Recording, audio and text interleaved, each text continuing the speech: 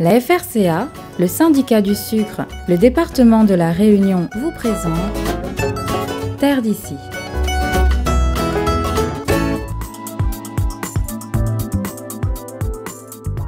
L'ISSCT a l'honneur dans notre île. Fondée en 1924, l'International Society of Sugarcane Technologists regroupe des chercheurs et des spécialistes de la canne à sucre du monde entier.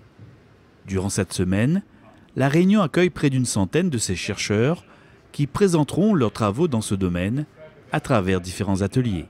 L'idée de ces workshops, c'est de réunir justement des petits groupes, 50, 70, 80 personnes, de spécialistes dans un domaine. Et là, le domaine qui est celui de cette année, c'est l'agronomie et la mécanisation.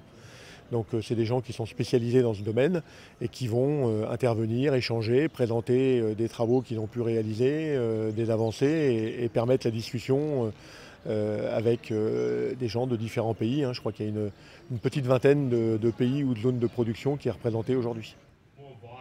We're excited to be here in Reunion because Reunion is known as an innovator in sugarcane technology. Nous sommes très enthousiastes d'être présents ici à La Réunion. La Réunion est connue en étant une ville innovateur. C'est une île qui est petite, mais on a des diverses pratiques et variétés qui sont présentes.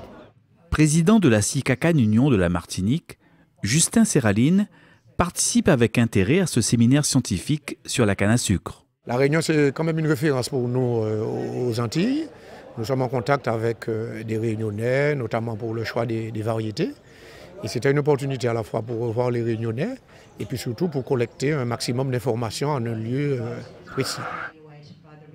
C'est aussi pour nous la preuve d'une reconnaissance au niveau mondial. Ce n'est pas parce qu'on ne produit que moins de 2 millions de tonnes de canne qu'on ne peut pas être innovant. Au contraire, même peut-être. On est peut-être d'autant plus obligé que nos contraintes sont fortes à être innovants. Et c'est ce qui est reconnu dans le choix de l'ISSCT d'organiser ce genre de manifestation. C'est le fait qu'effectivement on puisse participer d'abord activement dans les présentations et dans les discussions et puis aussi dans les visites qu'on fera mardi et jeudi. Et donc là aussi de montrer des choses qui peuvent être intéressantes pour d'autres zones de production. Professeur et directeur du département d'agronomie de l'Université de Floride, Robert Gilbert souligne l'intérêt de la culture de la canne à sucre pour notre île. Sugarcane is a wonderful crop in that you're able to produce both sugar and energy from the crop. It's very well suited. La canne à sucre, c'est vraiment excellent comme culture. Ça nous donne le sucre, mais aussi l'énergie. Et c'est particulièrement adapté pour la climatologie de la Réunion. Ça pousse toute l'année.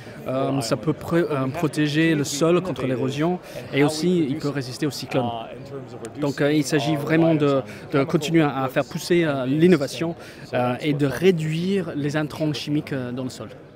Durant les 5 jours de ce séminaire, les ateliers de travail sont articulés autour de 2 principaux thèmes, la mécanisation et l'agronomie. Au niveau de l'agronomie, les thèmes importants, ça reste tout ce qui tourne autour de la fertilisation et puis de la maîtrise des mauvaises herbes, 2 sujets qui sont très importants en termes de coûts de production et de productivité au niveau de la culture de la canne. Donc c'est 2 sessions importantes qui auront lieu et puis après il y a des sessions aussi sur d'autres sujets, des nouvelles méthodes d'analyse, l'utilisation de l'agriculture de précision, etc. Enfin bon, il y a plusieurs sujets, mais les sujets centraux, ça reste de l'agronomie, fertilisation, maîtrise des enherbements.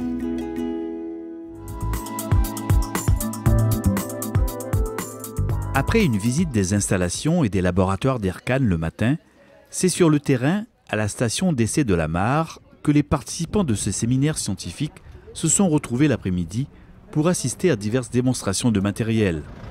En un seul passage, la glyphomulch permet ainsi de dessoucher la canne tout en réduisant le travail du sol. Alors c'est pour la replantation, c'est le travail du sol simplifié, de manière à ce qu'en fait on limite le passage et après ça on va pouvoir sillonner dans une semaine, 2 semaines quand le soleil aura fait son effet et aura tué les souches, les vieilles souches et les bouts de racines qui sont en surface. On fait une pierre de coups. Donc là voilà, l'intérêt c'est de faire une pierre de coups, moins de passage et avec un tracteur moins puissant. Une technique plus économique qui visiblement intéresse déjà certains agriculteurs de la Réunion. voyez tout de suite l'intérêt de cette technique-là? Ah oui, bien sûr, parce qu'on peut aller très vite en plantation avec beaucoup moins de préparation de sol et donc moins d'érosion, donc il y a énormément d'avantages. On gagne du temps, on gagne donc du carburant, on gagne tout. On gagne du temps, du carburant et c'est surtout la protection des sols qui est très intéressante. Dans la lutte contre les mauvaises herbes, Ercan teste aussi actuellement des solutions mécaniques dans les interrants de canne à sucre. Il est quand même beaucoup plus facile d'aller s'intéresser à l'interrant, puisque là, on peut circuler dedans. Donc on a un micro-tracteur qui fait 80 cm de large, qu'on a mis en position inversée, de manière à ce que le chauffeur ait une bonne vue sur le broyeur. Puisqu'en fait, comme ça, du coup, on arrive à bien suivre le rang, même si on voit un tout petit peu de dégâts. L'avantage, c'est que le chauffeur a une excellente vue et peut bien ajuster sa largeur. D'autres solutions, comme l'utilisation de plantes de service pour lutter contre les adventices et réduire l'utilisation d'herbicides, sont également en cours d'évaluation. Cette plante-là, ça n'a aucun effet qu'on ait de la paille ou pas. On a toujours un très très bon développement. Ça fait 5 ans qu'on la teste. On arrive sur certains essais à réduire jusqu'à 75% les herbicides sur les parcelles. Par contre, ça demande du temps, de la technicité, parce qu'il faut choisir la bonne date de semis. On n'a pas de solution toute faite. On a des résultats qui sont très encourageants pour le futur, mais qui demanderont toujours un petit peu plus de main-d'œuvre, de l'investissement en nouveaux matériels ou en semences si on utilise des plantes de service, et puis un petit peu plus de technicité. L'objectif des visites de terrain, c'est de montrer justement ce qui peut être un peu novateur, innovant, et de ce qu'on fait donc dans ce sens-là à La Réunion. Et donc d'avoir aussi un peu de recueillir, de montrer ce qu'on fait d'abord, et on peut avoir des idées que d'autres n'ont pas eues, et puis de recueillir aussi leur avis sur certains peuvent avoir essayé, et puis nous dire bah tiens là vous devriez essayer comme ça parce que ça devrait améliorer les choses. Donc c'est aussi là aussi un lieu d'échange comme en salle, et avec le côté un peu plus champêtre et pratique, donc c'est plus sympathique. Sur une autre parcelle, les participants du séminaire assistent à une présentation détaillée du projet terreau. Le projet terreau, en fait, il a pour but d'obtenir des références pour les agriculteurs pour qu'ils puissent utiliser les MAFOR, donc les matières fertilisantes d'origine résiduaire, telles que les écumes de sucrerie, la litière de volaille, le lisier de porc, en remplacement ou pour diminuer l'utilisation d'engrais minéraux.